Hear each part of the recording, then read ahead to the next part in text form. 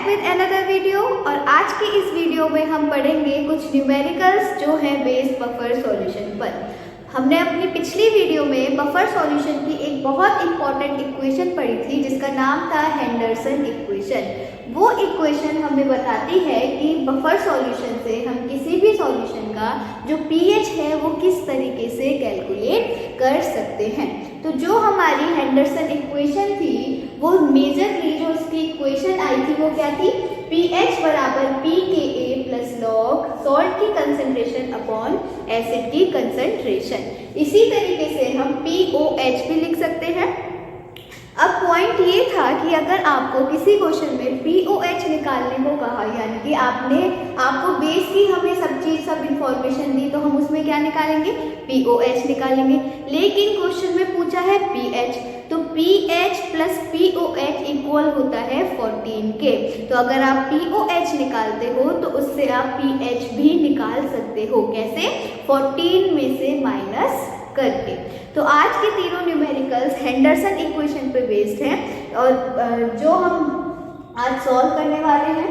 तो चलो पहला न्यूमेरिकल देखते हैं कि what will be the pH value of A solution obtained by mixing 0.20 moles per liter sodium acetate with 0.15 moles per liter acetic acid। अब आपको क्वेश्चन में सबसे पहले क्या पहचानना है, दिया क्या है। कभी भी आप न्यूमेरिकल करो, किसी भी सब्जेक्ट में करो, सबसे पहले ये पहचानो कि दिया क्या क्या है और आपसे पूछा क्या है, और उन दोनों चीज में ऐसा कौन सा फॉर्मूला है जो कॉमन है, जो जिसे लगाकर हम वैल्यू निकाल सकते हैं। तो देखो इसमें पहचानो, सबसे पहले हमें किसकी कंसेंट्रेशन दी है, सोडियम एसीटेट। अब सोडियम एसीटेट का फॉर्मूला क्या होता है, सोडियम एसीटेट का फॉर्मूला होता है CH3COONA। इसकी हमें कंसेंट्रेशन कितनी दी है, 0.20 मोल्स पर लीटर। तो ये हो गई हमारी कंसेंट्रेशन सोडियम एसीटेट की। अब अगर आप पहचान पाते हो तो बहुत अच्छी बात है, लेकिन वरना मैं बता देती हूँ कि सोडियम एसीटेट क्या है हमारा, ये है हमारा सॉल्ट। ठीक है, तो हमें कंसेंट्रेशन किसकी मिल गई, सॉल्ट की। उसके बाद इन्होंने कंसेंट्रेशन किसकी दी है, 0.15 moles per litre acetic acid. Acetic acid नाम में ही एसिड है, यानी कि कंसेंट्रेशन हमें एसिड की दी है कितनी, 0.15 मोल्स पर लीटर।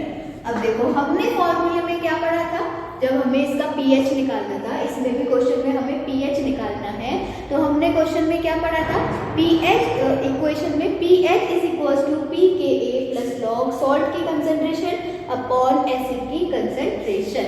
अब इसमें हमें किसकी जरूरत है, pKa की जरूरत है। अब ये Ka क्या है, Ka है यहाँ पर डिसोसिएशन कांस्टेंट। हमने उस दिन भी पढ़ा था कि Ka मतलब डिसोसिएशन कांस्टेंट ऑफ एसिड और Kb मतलब डिसोसिएशन कांस्टेंट ऑफ बेस। फिर हमें चाहिए सॉल्ट की कंसंट्रेशन, वो भी हमारे पास है, एसिड की कंसंट्रेशन वो भी हमारे पास है। तो हमारे पास सारी चीजें हैं, तो हम सिंपल फॉर्मूला लगाएंगे, pH equals pKa plus log salt की कंसंट्रेशन अपॉन एसिड की कंसंट्रेशन। अब इस pKa को मैं और क्या लिख सकती हूँ, मैं इसे लिख सकती हूँ माइनस लॉग K, है ना। हमने पहले उसमें पढ़ा था हेंडरसन इक्वेशन वाली में, लॉग सॉल्ट की कंसंट्रेशन और एसिड की कंसंट्रेशन। अब मैं यहाँ लगाऊंगी सारी वैल्यूज, तो माइनस का लॉग Ka हमें दिया है 1.8 × 10⁻⁻⁵। उसके बाद हमें सॉल्ट की कंसंट्रेशन दी है 0.20, यानी कि 0.20 अपॉन में क्या दिया है, 0.15। अब इसे सॉल्व कर लेना। अच्छा, इसे तो आप सिंपली डिवाइड करके सॉल्व कर सकते हो। जैसे ये पॉइंट से पॉइंट गया, यहाँ पे आ गया 4, यहाँ पे आ गया 3।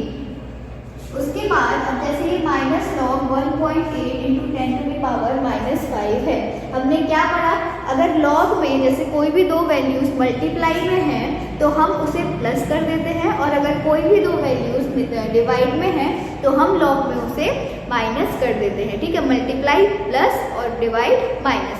तो देखो ये दो चीज मल्टीप्लाई में है। तो हम इसे कैसे लिखेंगे? अगर इसके साथ लॉग लगाएंगे तो इसके साथ लगाने के लिए हमें प्लस लगाना होगा। दूसरी चीज लॉग में ये ध्यान रखते हैं कि जो भी पावर होती है लॉग लगाते टाइम वो पावर आ जाती है लॉग से पहले, यानी कि कोफिशिएंट के रूप में आ जाती है। तो मैं इसे खोलूंगी कैसे? अब जैसे माइनस लॉग 1.8, ठीक है। उसके बाद प्लस आना था, plus log 10 to the power 5 ऐसे करके आ रहा था, लेकिन यहाँ पर किसका साइन है? माइनस का साइन है। तो माइनस लॉग 10, अब माइनस की जो पावर 5 थी वो हम लिख लेंगे बाहर, तो यहाँ पर क्या आ जाएगा? माइनस का 5। उसके बाद प्लस लॉग 4/3। अब देखो यहाँ आपको दिख रहा है 4/3 किसमें है? डिवाइड में है। तो जब मैं इसे खोलूंगी तो log 4 माइनस log 3 करूंगी। तो अब देखो ये हुआ माइनस का log 1.8 plus 5 log 10 plus log 4 minus log 3। अब आप इस सब में वैल्यूज लगा के लॉग की पूरा सॉल्व करोगे तो इसका आंसर मैंने ऑलरेडी लिखा हुआ है। इसका आंसर आपका कैलकुलेशन के बाद आएगा 4.8697। अब एक चीज मैं और बता देती हूँ, log 10 की वैल्यू कितनी होती है? 1 होती है, ठीक है। अब इसे आप सॉल्व करोगे, कैलकुलेशन करोगे तो इसका आंसर आप चेक कर लेना आपका उतना आ रहा है या नहीं आ रहा है। इसके बाद देखते हैं हम अपना सेकंड क्वेश्चन। सेकंड क्वेश्चन में क्या दिया है?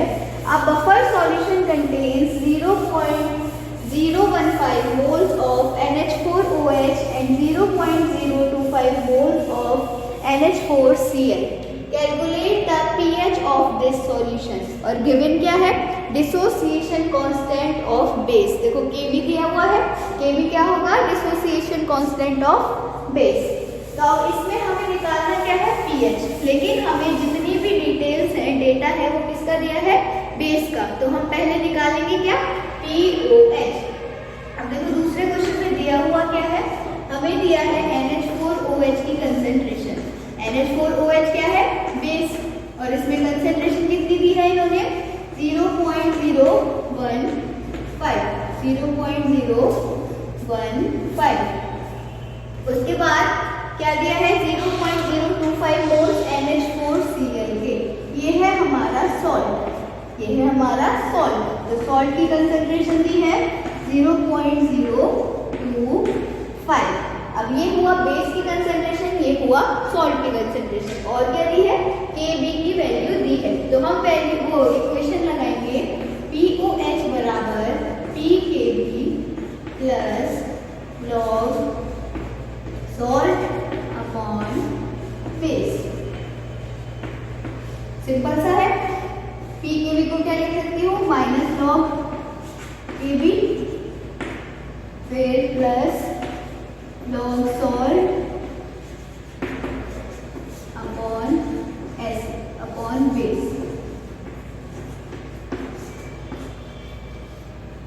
इसके बाद मैंने वैल्यूज लगाए तो माइनस लॉग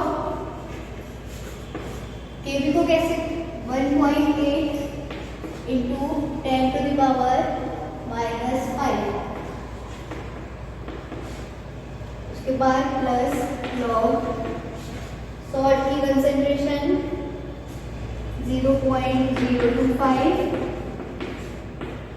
बेस की कंसेंट्रेशन 0.015, ठीक है। अब देखो इससे हमारा क्या निकल के आएगा? pOH। जब आप कैलकुलेशन करोगे पिछले वाले के जैसे ही सेम कैलकुलेशन है तो वो क्या निकल के आएगा? आपका pOH की वैल्यू आएगी। अब जब आपकी pOH की वैल्यू आ जाएगी तो आप क्या करोगे? pH कैसे निकालोगे? तो जो हमने फॉर्मूला पढ़ा था कि pOH plus pH is equals to 14। तो आपको करना क्या है कि यहाँ पर आपकी pH की जितनी भी वैल्यू आएगी आप यहाँ पर पुट करना, ठीक है। उसके बाद pH कैसे निकालोगे? 14 में से pOH को माइनस कर दोगे तो आपका क्या आ जाएगा? pH आ जाएगा। यही पूछा है आपसे क्वेश्चन में कि आपकी pOH आप यहाँ से कैलकुलेट करोगे, बिल्कुल पीछे वाले जैसा है कैलकुलेशन। यहाँ से कैलकुलेट करके पीओएच की वैल्यू पीएच वाले फॉर्मूले में लगाओगे, 14 में से माइनस करोगे और आ जाएगा आपका पीएच। जो तीसरा न्यूमेरिकल आपको दिख रहा है, calculate the pH of a mixture of 10 ml of 0.01 m। यहाँ पर m का मतलब क्या है, मोलरिटी से, ठीक है, मोलर दिया है, मोलर कंसेंट्रेशन दी है। जब आप इसे सॉल्व करोगे तो मैं आपको हिंट देती हूँ कि आपको जब सॉल्व करना होगा तो जो कंसेंट्रेशन लगाओगे जिसकी भी दी हो तो कैसे लगाओगे, मोलरिटी को इस वॉल्यूम से मल्टीप्लाई करके लगाओगे कंसेंट्रेशन। इसी तरीके से जो आपको दूसरी दी है उसमें भी जब आप कंसेंट्रेशन लगाओगे तो क्या लगाओगे, 0.005 इंटू 40 ml, यानी कि जो भी आपकी वॉल्यूम है, ठीक है। तो आपको एसिड की कंसेंट्रेशन मिल जाएगी, सॉल्ट की कंसेंट्रेशन मिल जाएगी, आपको क्या निकालना होगा, पीएच निकालना होगा। डिसोसिएशन कांस्टेंट आपको ऑलरेडी दिया है, यानी कि किसकी वैल्यू है, के की।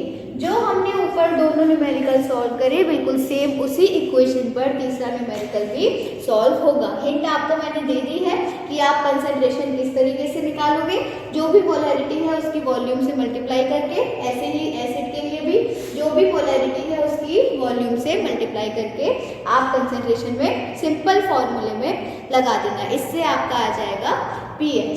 तो ये थे हमारे कुछ न्यूमेरिकल्स बफर सॉल्यूशन के। आई होप आपको वीडियो अच्छा लगा होगा। आपको कोई भी क्वेरी हो तो आप कमेंट सेक्शन में पूछ सकते हैं। That's all for today, thank you so much.